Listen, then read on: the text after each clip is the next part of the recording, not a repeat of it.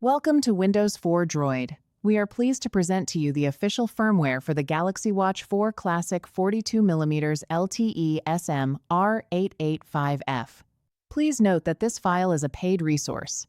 All relevant contact information can be found in the description below. Below you will also find a breakdown of some of the key features included in this firmware. The following outlines several of the key firmware features available for this package. This solution provides the capability to unbrick the Galaxy Watch4 Classic 42mm LTE, model SM-R885F, restoring full device functionality in situations where the watch has become unresponsive or non-operational.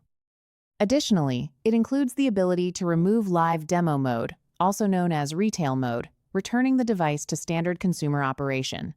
The package also supports comprehensive watch repair functionality, addressing a range of software-level issues that may affect device performance.